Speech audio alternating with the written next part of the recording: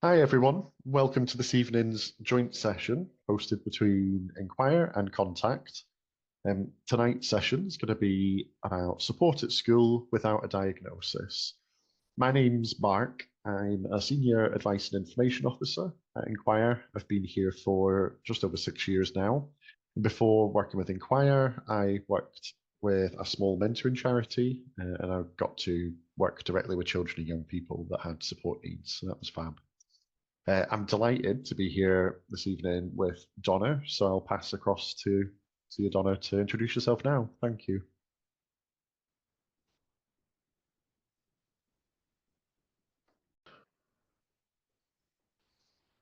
Unmute yourself if you can.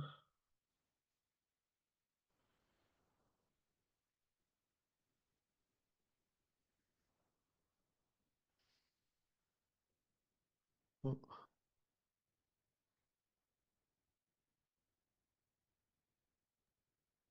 It now. there we are. That's it. Thank you. Good evening. Hi, I'm delighted to be here. My name is Donna Tomlin, and I'm the Information Officer and by your side Scotland Manager for Contact, which is a charity for families with disabled children. And I'm based at our Edinburgh office, and my role really is to provide information to families across Scotland on a range of topics. And I take inquiries from parents and carers and professionals.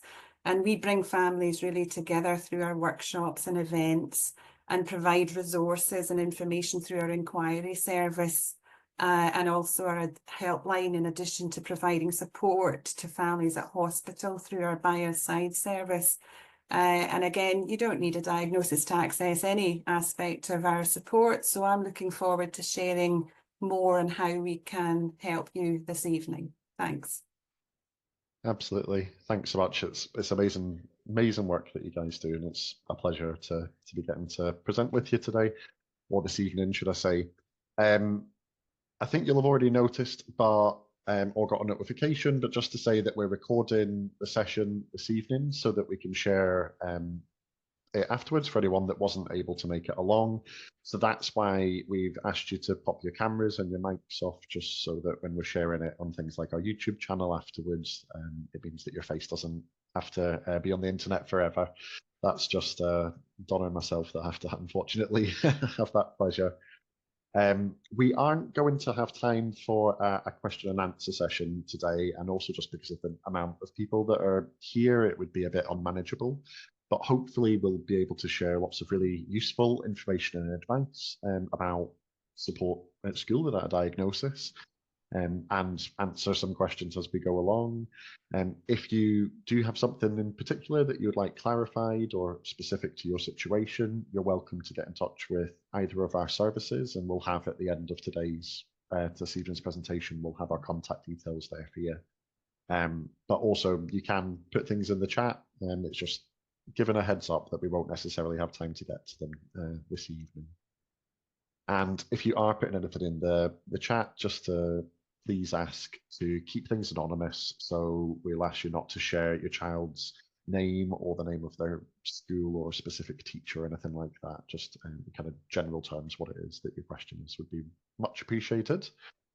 We are also being supported by our colleague Mohit, who's behind the scenes. And hopefully, Mohit, if you could move to the next slide, please, that would be fab.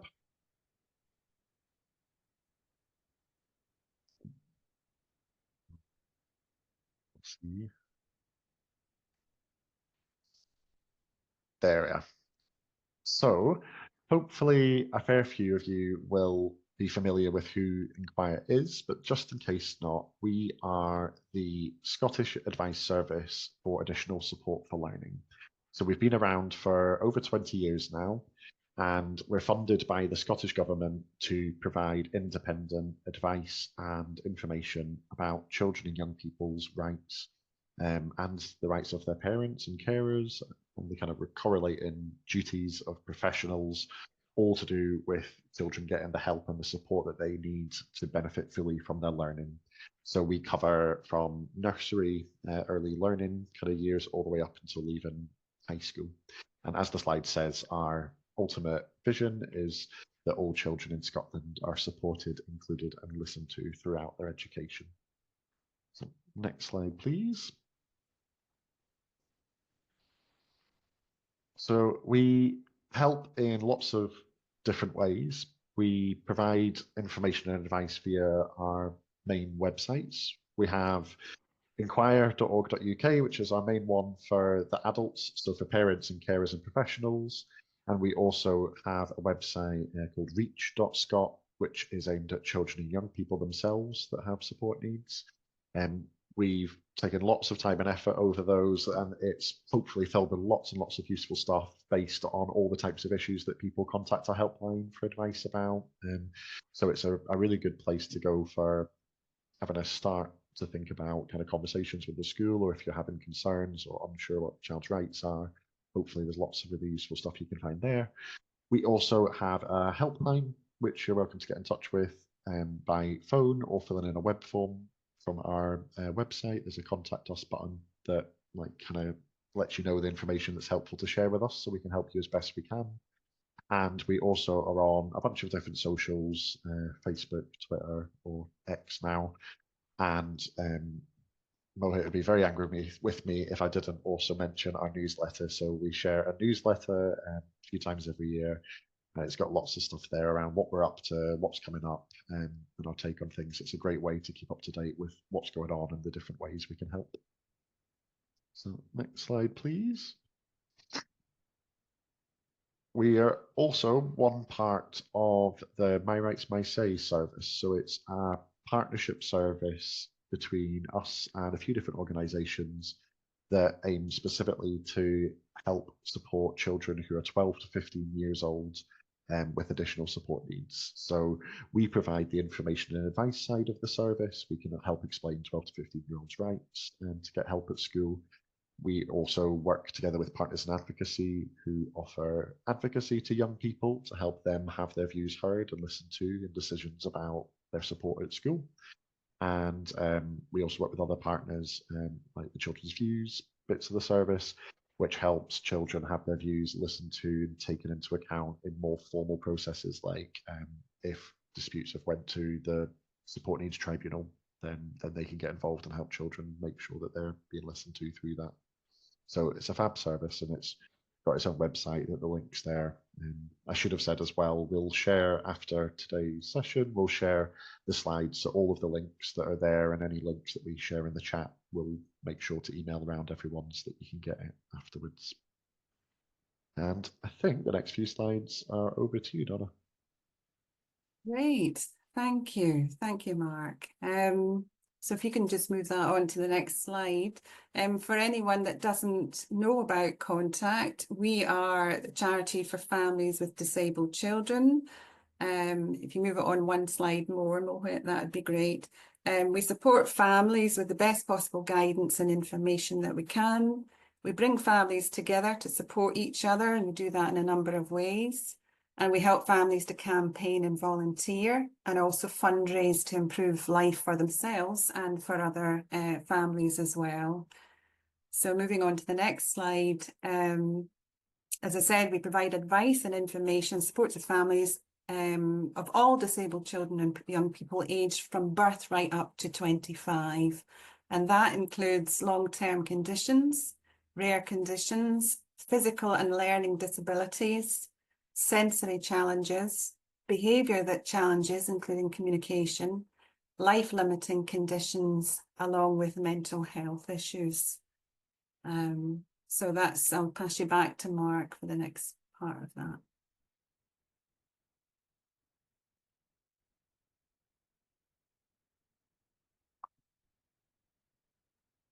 Thank you. So the aims for this evening are really to share with you a bit of an overview on what the law says about children's rights to get support at school, specifically without having a diagnosis.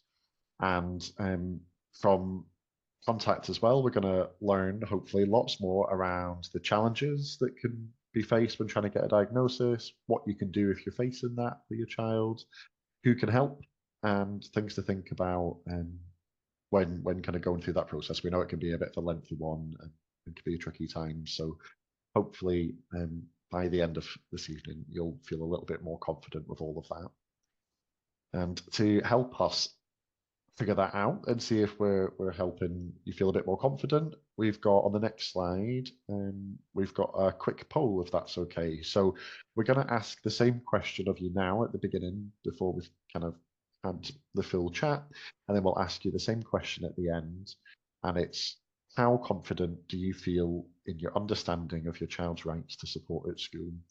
The poll answers are anonymous, so please do answer them honestly and just say how you feel about them. And then, like I said, we'll ask the same question again later on, which means we'll get a bit of a gauge for whether hopefully you're feeling a little bit more confident after hearing from us. I'll see if we can share the poll now. Yeah.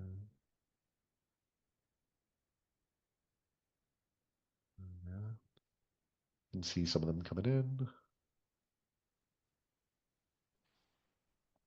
I think we might have shared the end of webinar poll, but it's absolutely fine because we'll just share the start of webinar poll later. So that's good. You can see people answer it. It's also not mandatory. You don't need to answer it if you don't particularly want to. That's fab. Thank you so much to all those that answered. So it looks like at the moment the majority are feeling not at all confident or not very confident. I think that's taken 65, 67% roughly at the moment. A few people are feeling confident, which is great to hear. And hopefully we can bump you up to very confident by the end. But a few people are very confident. So that's always great to hear too. Thank you so much for that. So let's dive in then. Mohit, if it's okay to go to the next slide, please, that'd be fab. Grand. So we're here today, obviously, to talk about children's rights, and it's worth first mentioning that they come from lots of different places and from lots of different levels. So they kind of start and stem really from international human rights laws, and we've obviously all had in the news fairly recently the Scotland's incorporation of the United Nations Charter on the Rights of the Child, the UNCRC, which is fantastic. There's also human rights laws, human rights, other human rights conventions. There's the Equality Act that's UK-wide and not just applying to Scotland. And then kind of coming down all the levels, there's the Additional Sport for Learning Act, which is the main law that applies to Scotland, that affects children's rights to get support at school. So it can come from lots of kind of different levels, but tonight's focus really, we're going to look specifically at the Additional Sport for Learning laws and what they mean in terms of getting the right help at school. The laws that I'll be chatting about today apply where a local authority is responsible for a child's education. So that includes any child in Scotland that's receiving their early learning and childcare funding. So that's normally from the age of 3, but sometimes it can include from the age of 2. It includes any child that goes to a local authority funded school for primary or high school. And it can also include any situation where the local authority, your kind of city council, fund a place for a child at an independent special school, for example. So those are all the scenarios where this applies. If you've signed in and are listening to us today and that doesn't apply to your child, so for example, if you pay for them to go to an independent school, or if you're home educating your child, then the laws would be different in that situation and your children's rights would be different. So please have a wee look at our website. We've Mohit might share some stuff in the chat as well, but we've got some fact sheets specifically on your children's rights if you're home educating them or if they go to an independent school, and you can have a wee look at those. But hopefully we don't lose too many of you and most of you think that today is relevant for you. Next slide, please, Mohit. So I've already mentioned it quite a few times and I've been a bit guilty of talking about something without first explaining what I'm actually talking about. So in terms of additional support for learning, the law gives it a really, really broad definition. So it says a child has additional support needs where for whatever reason they can't benefit from school education without extra or different help to their peers. So notably, it doesn't say in the law anywhere that your child needs a diagnosis to be recognised as having additional support needs. It's really just saying if they need extra or different help compared to what's normally offered to children the same age as them locally, then they have additional needs. Additional needs can be short term, they can be long term, they can change over time, they can often overlap, and one child might have multiple things that are affecting them, their ability to benefit from their learning. So all of that can be included, and the law is really broad with that and is being done on purpose. It's intentional that there's not a requirement for there to be a diagnosis. Next slide, please.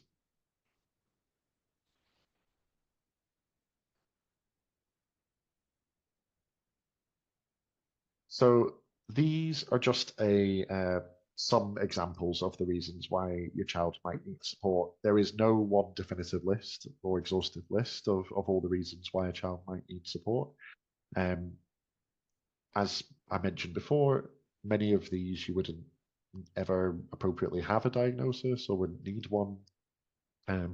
But importantly, even if it's something that your child could plausibly have a diagnosis for, they don't need one to start accessing support if they need it. So that's really important, I think, where there's uncertainty maybe around what things might be going on for your child, if it's unclear professionally what's going on, if there's long waiting lists. So we hear from families every day around CAMHS waiting lists, for example. We know it's a really difficult position for families when things are maybe tough at school. They agree and their child's referred to get their needs assessed by CAMHS, and then they're on a 2 to 3 year waiting list. And it's a big thing of saying, well, what do we do? Like, we need help now. Hopefully, it's a really clear message that I'm sure Donna and myself will repeat throughout this evening, but they do not need to wait. They should be supporting your child now if your child needs the help, regardless of whether a diagnosis is there or not. As I mentioned as well, it's also important to remember that these can all overlap and change over time and things. So a dyslexic child might need support with their literacy throughout their whole education, but that might be fairly set and stable, but then they might experience a bereavement and for a period need some emotional support around that too. They could fall over and break a leg and need to use a wheelchair for a period, and suddenly some of their classrooms aren't accessible and they need adjustments to make sure they can access the full curriculum. Things can adapt and change over time, and the law allows for that and takes all of that into account. Next slide, please, Mohit. So the law puts the responsibility onto the local authority. It says ultimately it's the education department in the local authority that must make sure children with support needs get the help that they need at school. It would make my job a lot easier if it said, like, this is what every child's support should look like exactly, but it obviously can't do that. Every child's different, every situation is different. So instead, it talks more broadly and it says that they must provide adequate and efficient support to children, and that support should be based on their individual needs. So it's about taking steps to identify what children's individual needs are, what things are affecting their learning, planning and putting in place supports targeted at those needs, and then keeping things under review. So if their needs are changing, their support is changing to reflect that. So that's kind of legally, it lies with the local authority responsible, but on a day-to-day, it would normally be the school that are providing and arranging support because they're the ones that are going to be seeing your child day-to-day. Thanks, Mohit. Next slide, please. So what do we mean by identifying your child's needs? Your local authority must provide support, like I mentioned, based on your child's needs. So the first step really is taking steps to try and understand your child and what things are affecting their learning. And that's one of the things that is often not well understood, I would say, is people think of like, oh, I need my child to have this set assessment or this set diagnosis that's got a very clear endpoint that says, okay, your child has this condition or this support need, and that's like a clear answer. And it often isn't the case like that. Like, it can often be an ongoing process of listening to you and your child and concerns if things are coming up, if you're seeing your child coming home from school and they're starting to feel really sad or negatively about school, or they're starting to have a meltdown or showing distressed or challenging behaviours that maybe indicate that something's not quite right at school or that school's having a big impact on them. It could be observing how they're getting on in class and seeing actually, well, they're doing amazing in this area, but they seem to be struggling a little bit more with this, and maybe there's a reason why we need to kind of have a bit of a chat or keep an eye and see why that might be a bit more tricky for them. It's can be that kind of ongoing learning process and keeping an eye on things, keeping it under regular review. But of course, there is sometimes a time and a place where a more formal assessment might be needed.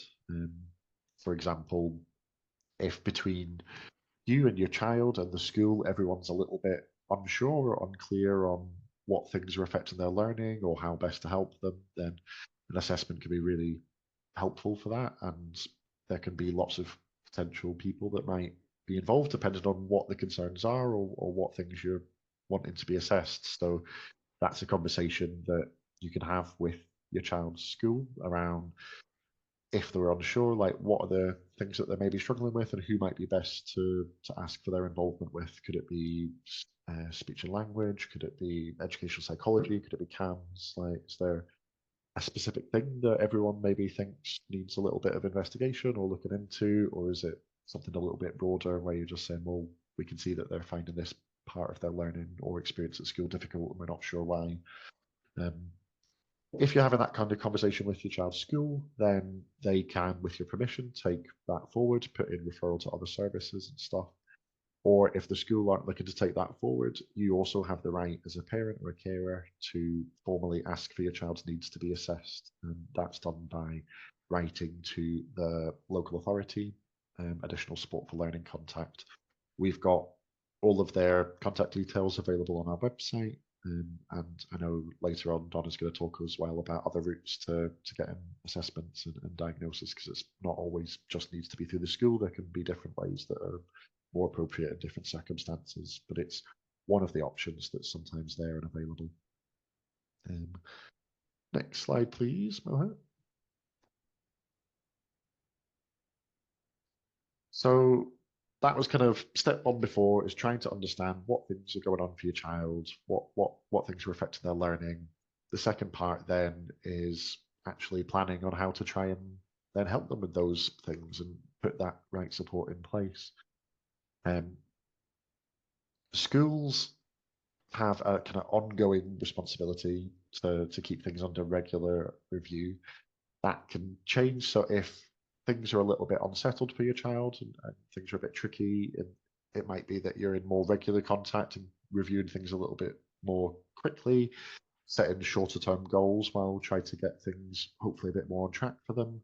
If things are fairly settled and everyone's quite happy, it might be every term or every half year that you check in and just have a little review of how are things going, are we happy with where things are at.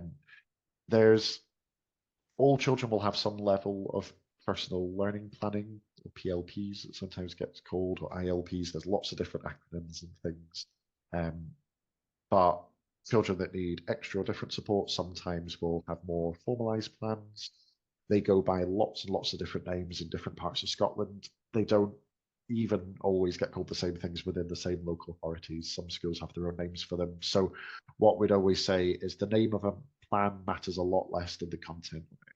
And really it's about having something in writing that sets out, these are the things that we know this child needs some extra help with, or these are the things affecting their learning. These are the ways we're going to try and help them with that. And these are the targets that they're working towards with that support. This is when we're next going to check back in and see how they've got on with that, whether we need to tweak or adjust anything with their support.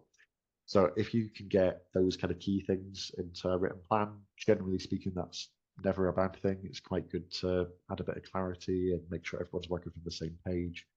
And like I said, I wouldn't worry too much about what it's called because it does vary quite a bit. If we could go to the next slide, please, Mohit, that'd be fab.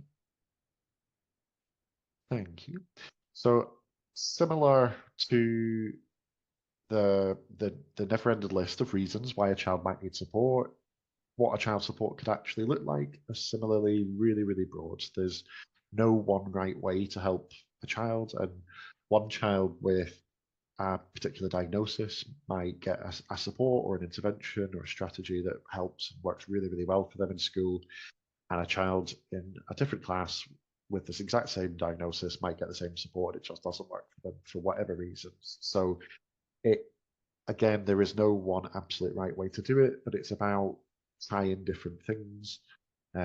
There's lots of examples here. So adjustments to the curriculum, having a timeout card, having a safe space or another teacher or person in the school that the child knows they could go and have a chat to if they need it. Getting some time working in smaller groups with more focused kind of input from a teacher or a support assistant. Um, Getting a bit extra time with exams, having a scribe, someone to help write things, using assistive technology. The list is endless, and there's no one right way to do it. But again, it should be about having that conversation between you and your child and the school to try and come up with a bit of a plan together.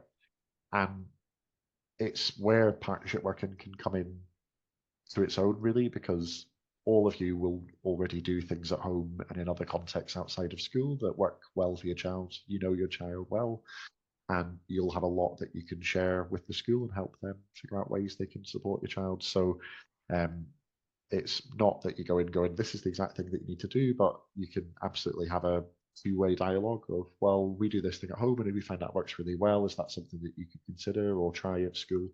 And that's a really good way to try and approach those conversations and work in partnership together to get the right supports in place. But that is enough of me wittering on, I think, for a while. So I happily pass it across to Donna, I think, for the next wee while. Great, thank you. That's great. So why is it that making a diagnosis can sometimes be so difficult? As Mark has mentioned, there may be a delay in getting a diagnosis if your child is on a waiting list to be assessed. There are more than 6,000 known rare conditions. Doctors rarely see children with these conditions, and that can make it harder for that to be recognised. And many conditions have similar features or symptoms, which make it more difficult for health professionals to make an initial diagnosis. Some children have a number of features or symptoms that do not fit into one specific condition. And each condition can affect children in many different ways, as Mark has earlier touched on. Certain symptoms associated with a condition may not appear until your child is older. And so that's something to bear in mind when you are looking for an initial diagnosis. So on the next slide, when you do realise your child may have a learning difficulty or disability, getting a diagnosis can take time. Genetic Alliance UK actually estimate that about 50% of children with a learning disability have no definitive diagnosis. And some families may be told that their child has maybe global developmental delay if they are slow to reach 2 or more milestones in all areas of their development.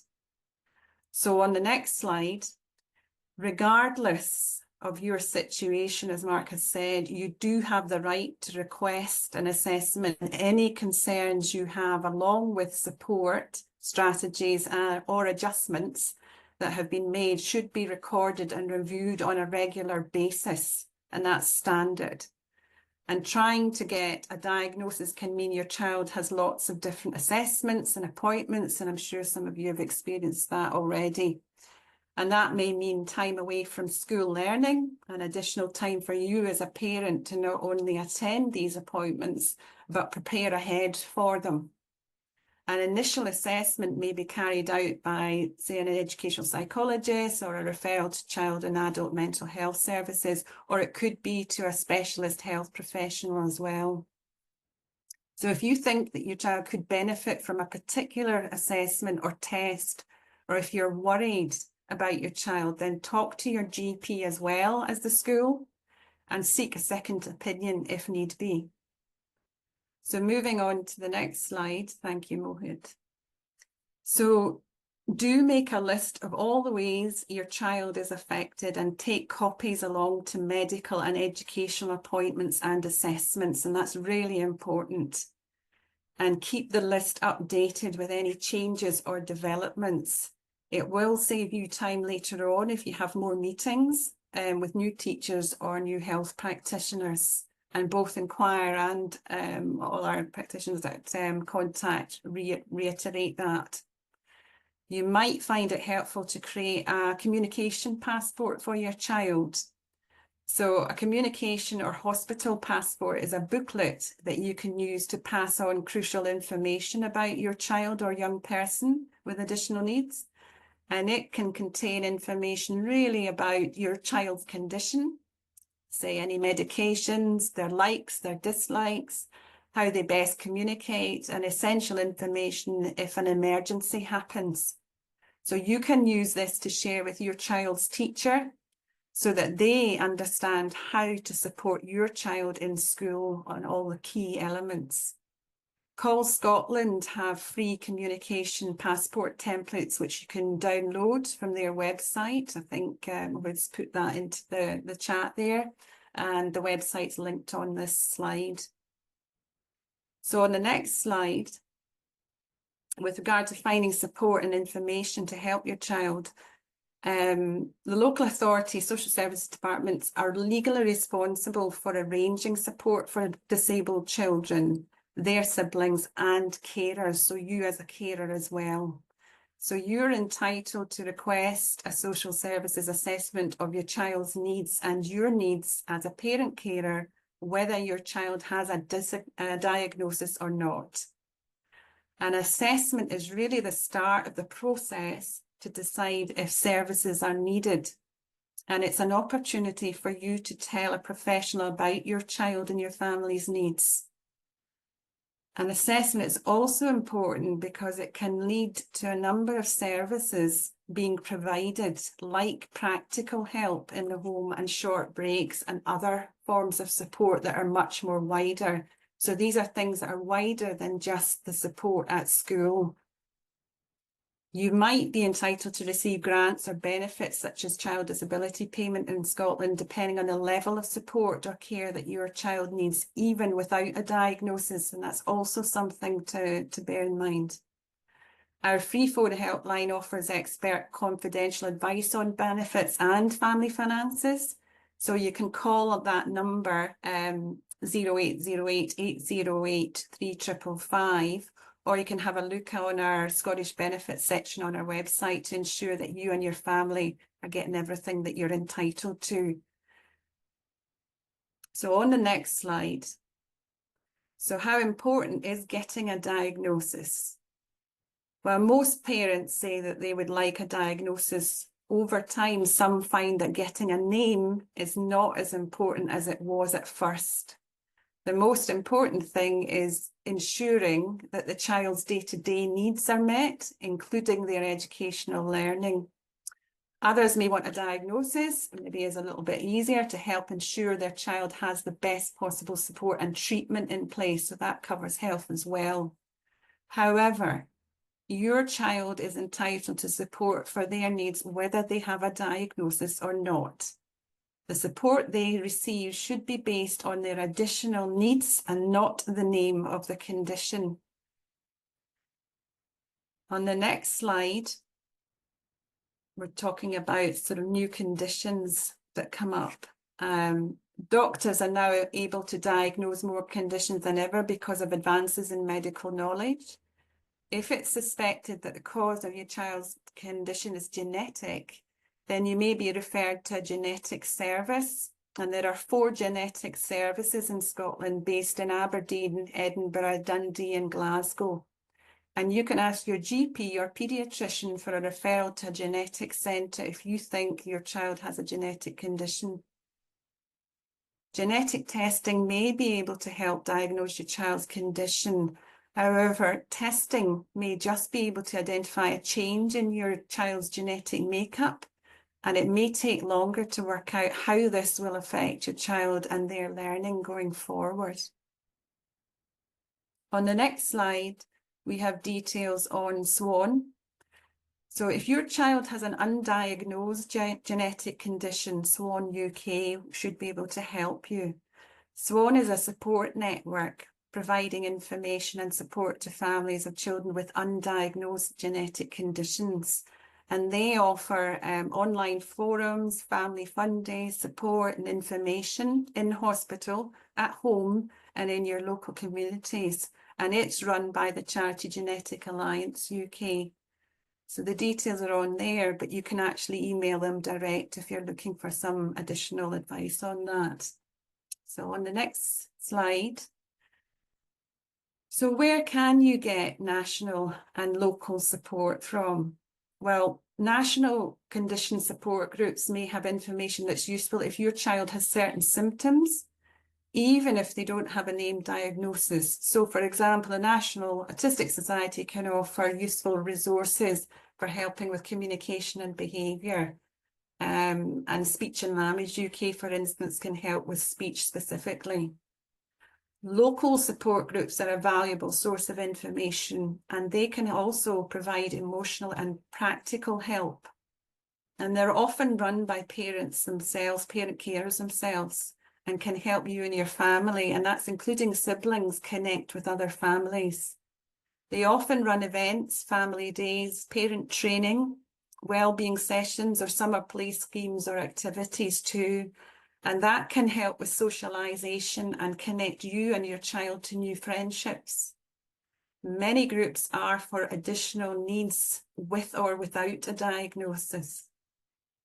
We would also recommend that you register with your local carer centre, as they can also provide local support to you as a carer and offer a wide range of help, including carers assessment and help to access carers allowance. They often run parent support groups as well.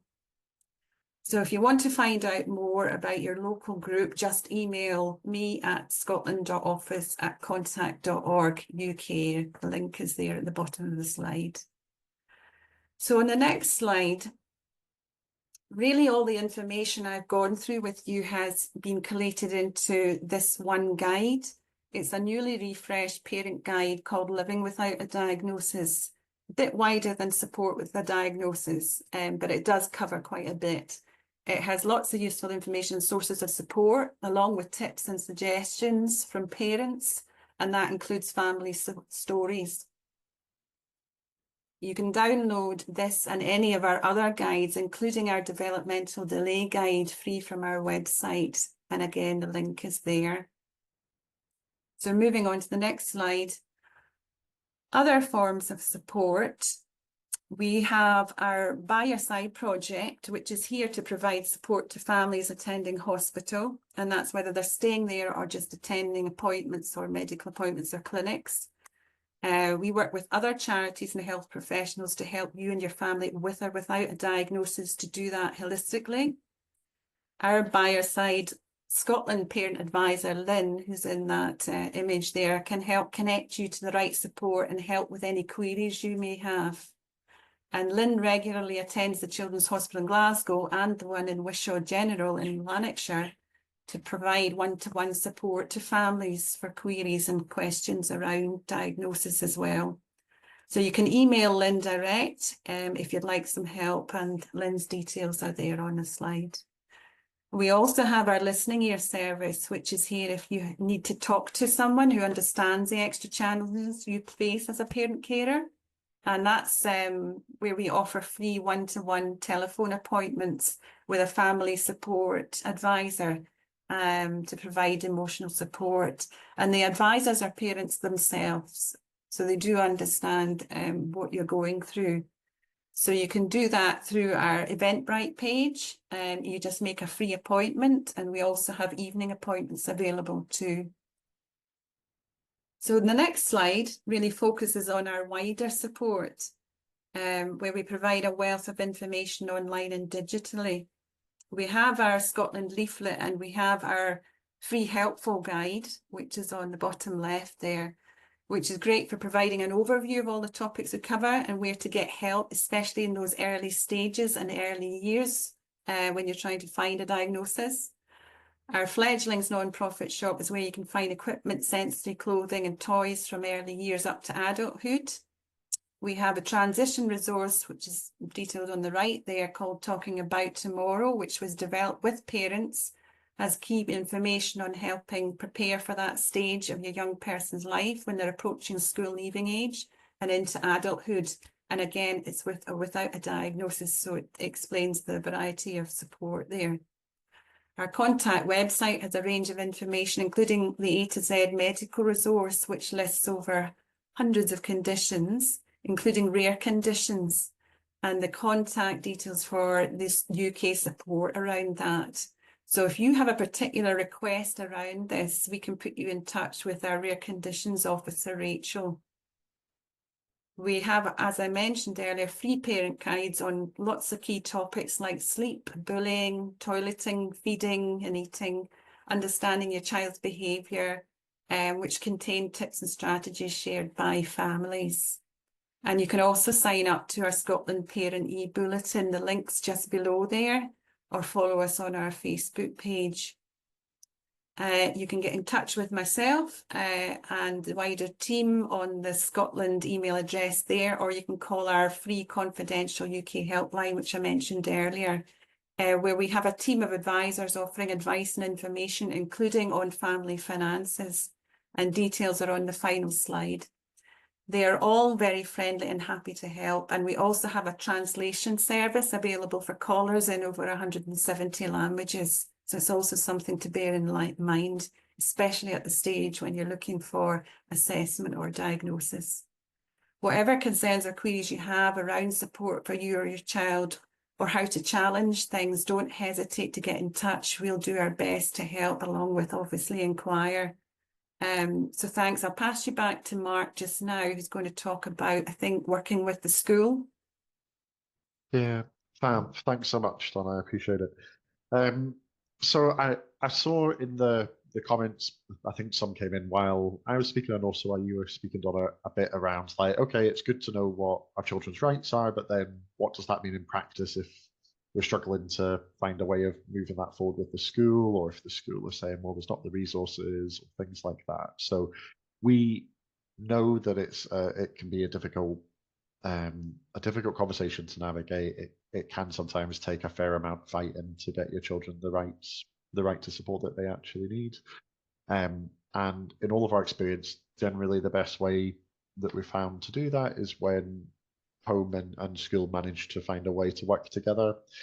I know that's a lot easier for me to say than to go through yourself, but there are lots of ways to try and kind of have a positive relationship, and we have lots of tips available on our website. We've got a full section dedicated to kind of trying to get both out of meetings and prepare for them and have those conversations. One of the important things I'd say is remembering that you are an expert on your own child, that you've got a lot to share with the school and to help them learn, or the nursery. And also remembering, I suppose, that you're one of the experts, but also that the nursery and the school themselves can often have ideas. It can be worthwhile having that chat to say, well, what have they spotted? Because they might see quite different things to what you see at home, for example. It's a totally different environment. They might also have tried some supports before with other children that they think would be worth a try and might be worth having a bit of a chat about. It can be good as well to ask the school how best to communicate. I think one of the questions that we get quite often, or one of the issues that comes up, is where school and home are kind of clashing a little bit. Of say, parents are hoping to grab the teacher at the school gate, but actually that really doesn't work for them because the teacher's trying to oversee like 30 different kids leaving at the same time, or it might be that school want to put something in writing, but actually like parent might have literacy difficulties. Like there's not necessarily going to be the right best way to communicate for everyone. So trying to agree together, actually, how can we work together and moving forward, update each other on how my child's getting on. I think Donna mentioned earlier around things like different communication passports, or different things could be like a different aid or a support. to help understand your child's needs. It doesn't always have to be done via a meeting or a formal conversation. But there's lots of tips to try and prepare for meetings. It sounds obvious to say it, but it's easily missed sometimes when it's your own family and when emotions are really high or really upset that things haven't happened in the way that you want to. But taking a bit of time to prepare and write down what you want to cover. If you can, email the nursery or the school in advance to say, look, these are the key things that I'm really worried about at the moment, and I'd like us to try and chat through.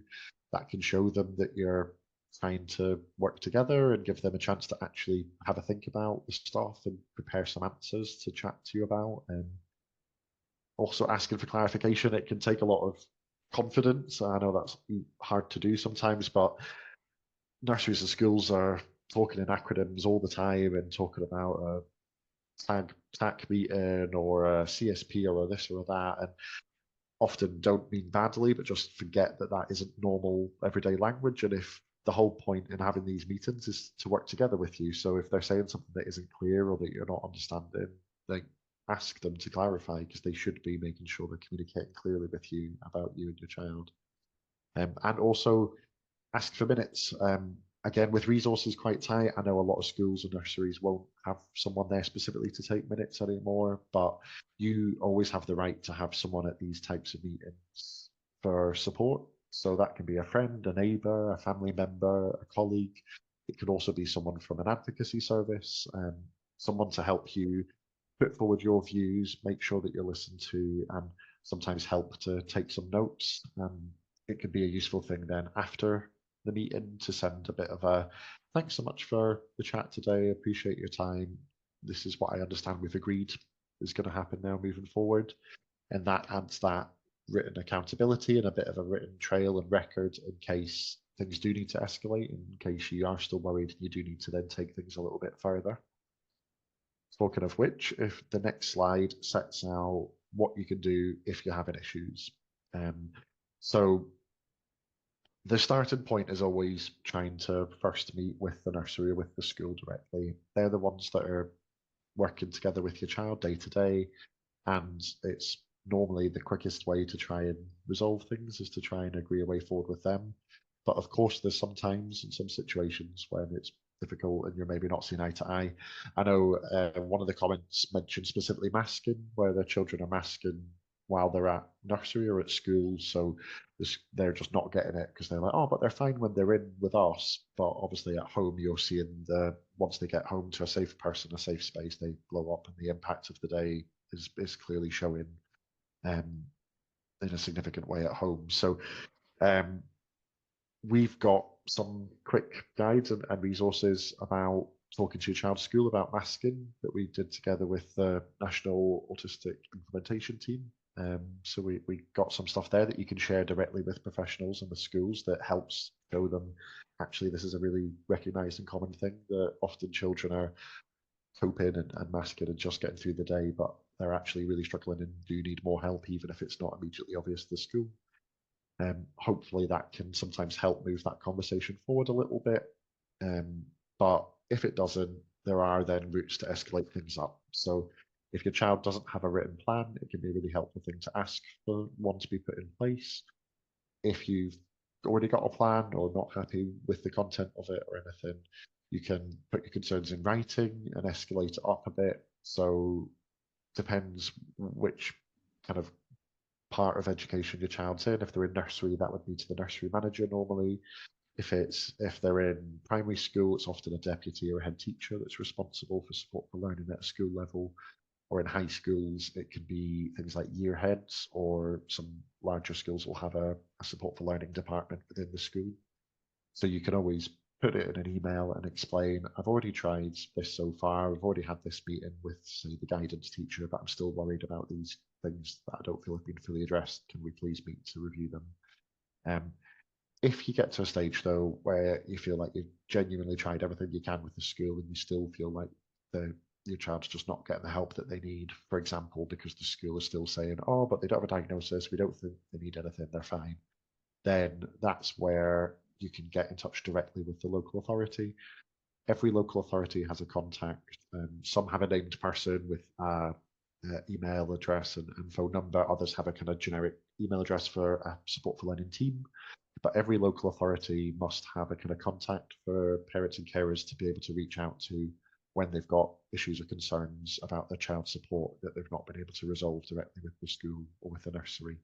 So again, we have those contact details available on our website, and you're more than welcome to kind of have a look if you need to take that step.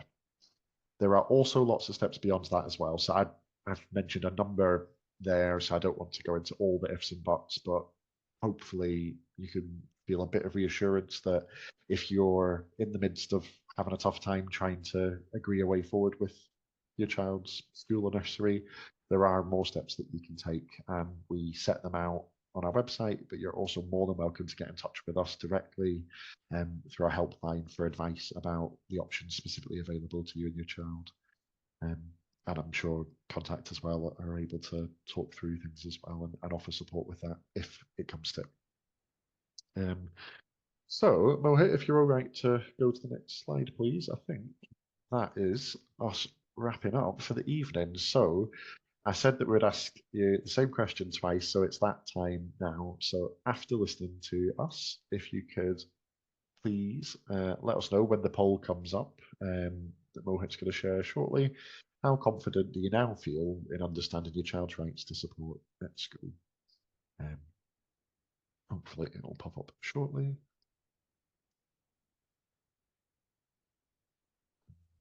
I'll just need to do the start of webinar, but that's the end of webinar. So That's put in okay. reverse by mistake.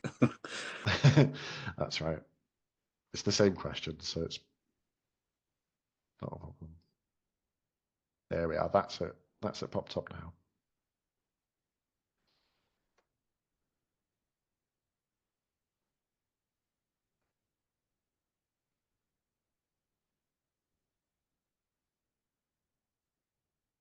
Well, thanks so much for everyone that's filling that in. And while the last few people that want to fill it in, Mohit, if you could skip to the next slide, that'd be ideal, please.